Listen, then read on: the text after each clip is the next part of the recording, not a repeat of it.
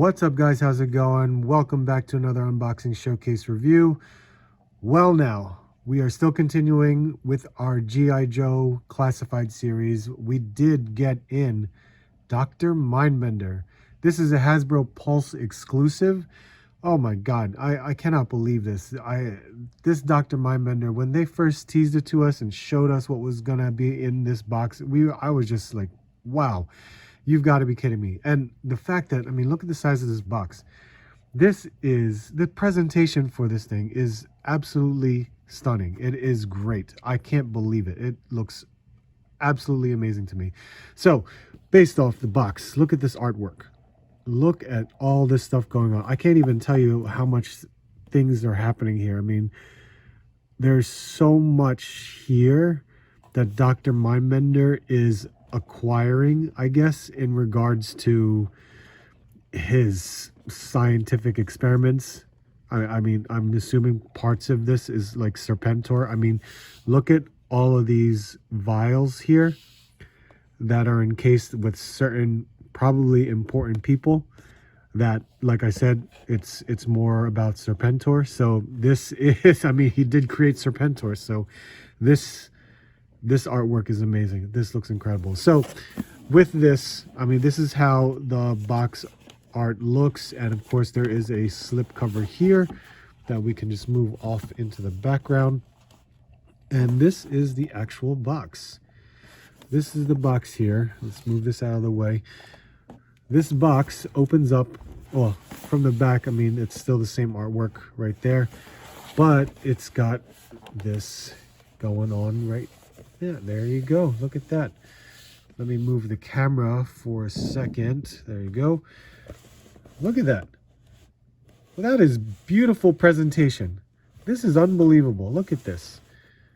Very nice. Very, very, very nice. So you can see there's some accessories that we have, some weapon accessories here. I don't know what. I mean, there's a hose attached to this thing. Then there's like a skull, a brain, some dart looking thing. I don't even know. This is a hand, and there's another weapon here, and these like red vials. So let's take all of this stuff out and see what's going on with them, and then we will take a look at the figure.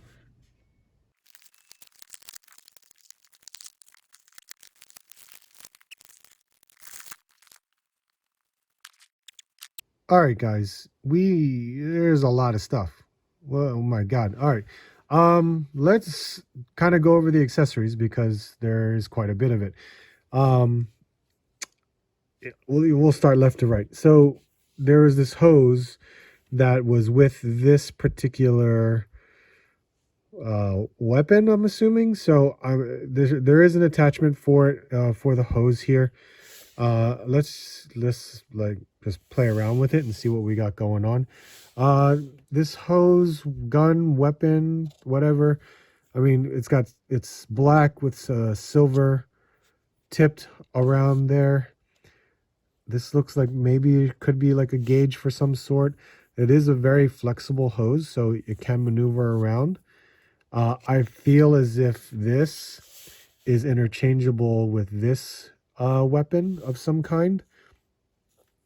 Oh, they do have holes at the end of it for whatever type of muzzle flash or anything that you could provide with it. So you can take this hose and apply it to that as well. And I'm going to make the assumption that this will be attached to the other end. That would go, oh, like right here, like so. You could do that. Whatever this is, I don't know. And there is a peg here. I mean, unless this gets pegged onto him somewhere. Yeah, I see a peg on his belt. A peg hole on his belt, I should say. Does that attach? Yes, no, or maybe. It seems like it does, but it seems that's a very long peg for this hole. But I will make an attempt and try. because that's the only thing that would make sense. And it does fit. It fits in. Yeah, it fits in very well. So I guess that's how it would go. And then you would just attach the weapon to his hand. So yeah, there you go. So now you can interchange whichever gun that you want to do, and we can go from there. So not too bad. Let's just pop that off. Yep, we can leave that there. And then we also have, let's have you standing up again. We have this particular weapon of some kind, or just like a scientific device, all painted in black with some silver on top. This looks like just a regular pistol, a handgun, with a hole at the end of it for a muzzle flash. Now here's where it can get wild. We have a skull that's wrapped up in a bandage around his eyes, but there's a huge crack and a piece missing of the skull, but this actually comes apart. Whoop, I already dropped it. So that comes apart, and you can see there's a peg hole right in there, and that is for this brain. Look at that. And the brain actually has like some kind of cybernetics underneath it. But well, at least this is how it's shaped into it. And you can peg this in, from what I can assume. There's no real click or anything like that, but you can fit it on the inside. And I guess if you push down hard enough, it'll fit right in there, like so. Look at that. Yeah, it's kind of loose. I bet you if I like really force it in, then it would stay in place. But you get the idea. Now, this brain, I can assume, is also for in here, because there's no other smaller object that you can fit for this like vial item, and that would just fit right there like that. And then you can put that red cover on it, as if the red, I guess you can say, is like just to hide like the color of the liquid, so to speak, instead of like a clear glass. Whoops.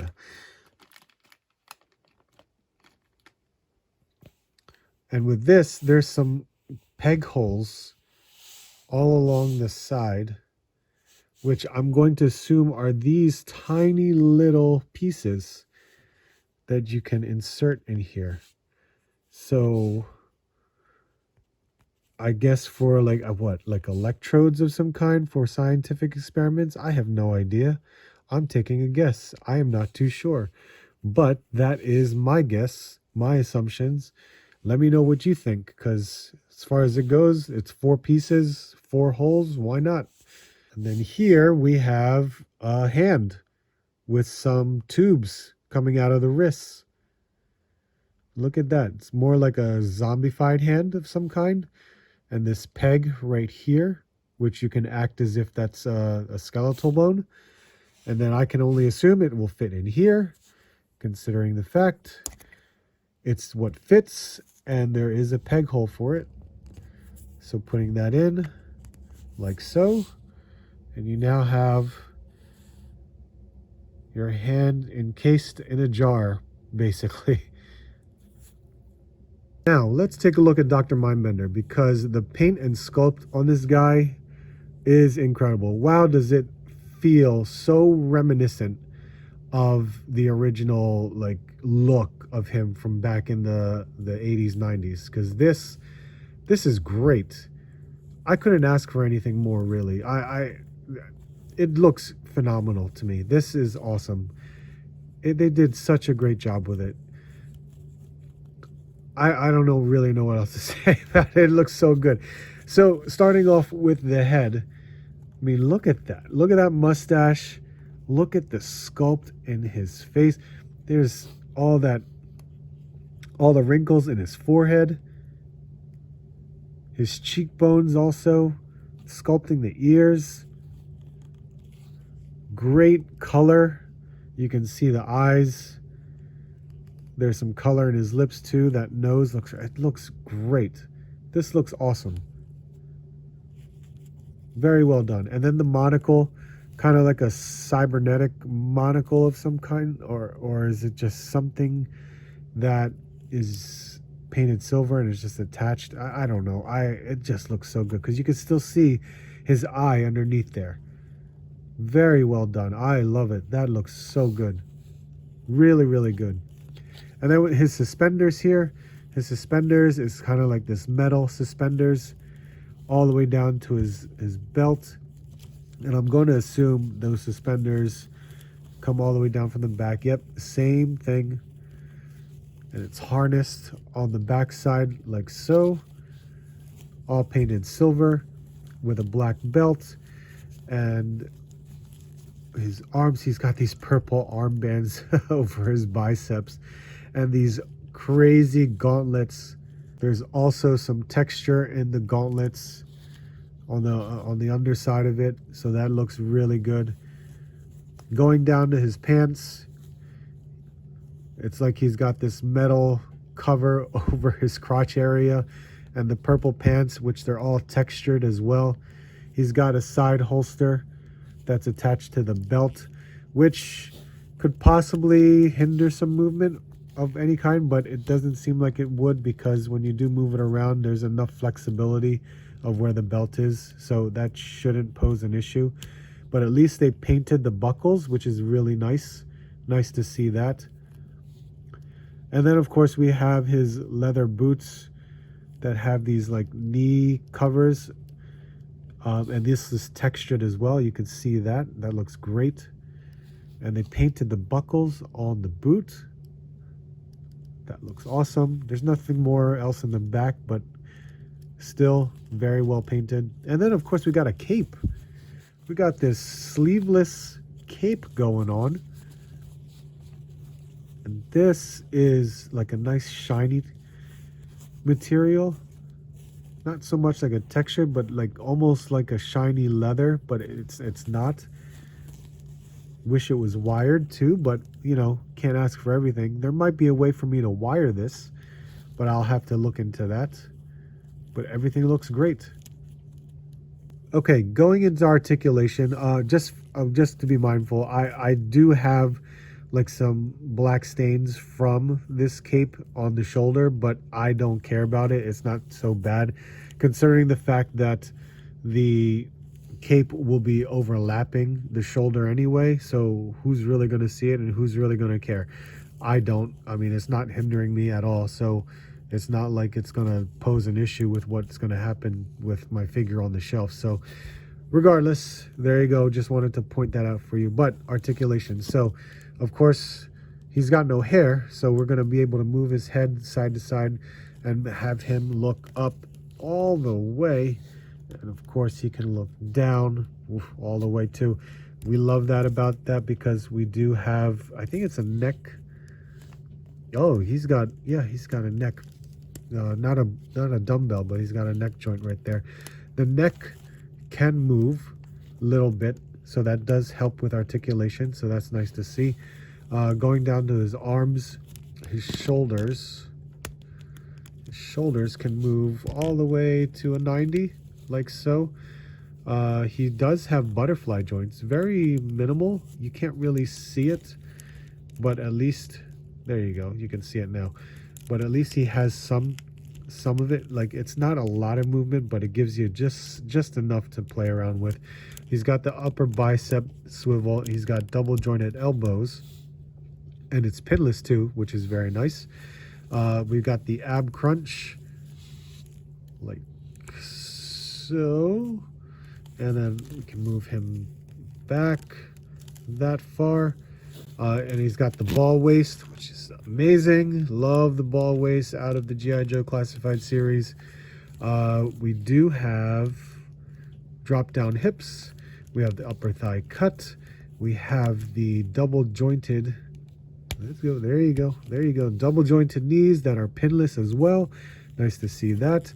And of course on his feet, we can move back really far really, really far. We can go forward really far as well. And we do have the pivot. All right, I reattached this little canister onto his belt again, so we can just see how it is. And I'm putting on this gun or hose, I don't know, whatever it is, so that way we can see how it does look on him. The arm can be a hindrance to where this is located on him, so you just have to be mindful of that however you're going to pose him on the shelf. I don't know if it's something you'll always have attached on them, but that is your option right there. So this does stay on. It doesn't really wiggle off in any way. We do have a place for his handgun, so that's why we are going to put that here for the time being. I don't know if there's really anything else more that we could do. The only downside for all of these, honestly, these wonderful accessories, is that there is really no home for it. We would probably need to have like some kind of like table to place all of his accessories on, because these are great accessories. This is awesome to have, but unfortunately we don't have like a workstation for him to utilize his accessories for. So in all honesty, some of this stuff may just be hidden inside your box or left in like your accessory bags, unless you have some kind of workstation to, you know, pose him with in your collection. That's just my opinion of it. I guess I can try to makeshift some kind of workstation, because I would love to have these accessories displayed with him, because that would be awesome. But I would just having these kind of like laid about on a shelf, I would be afraid of, you know, it falling away somewhere. But having a workstation table, I think it would go great. But yeah, that's my opinion on it. I wish I could do more with, you know, housing these accessories somewhere, not necessarily on him, but I mean, I'm only asking. I wanted more. All right, and for some size comparisons, here are Cobra Bat and Destro. And here we have some Marvel Legends of a Hellfire Goon as well as Doctor Doom.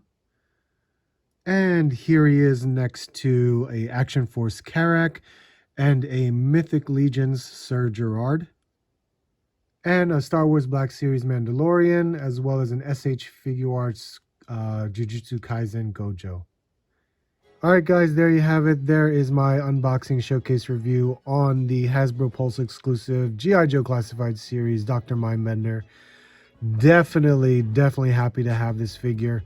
So cool for them to actually make Dr. Mindbender and to make him look practically the same as he did years and years ago. So it's really awesome. And to, you know, it's also like a modern take at the same time. We do have that nostalgia of what he was, how he looked like, and it's more modernized and it looks incredible. I think it looks amazing. So I'm glad to have gotten this figure. It's really awesome. I hope you guys were able to get it too. If not, I'm hoping that Hasbro will be able to, you know, put some more out again, and hopefully in the near future for you guys to be able to get it. But thank you guys so much for watching. I greatly appreciate it. Let me know what you guys think. I would love to hear what your thoughts are on this. So make sure you just hit that like, leave that comment, make sure you subscribe. I would greatly appreciate it. On our way to 4,000 subscribers. Hope to hear from you guys soon. Hope to see you on the next hunt.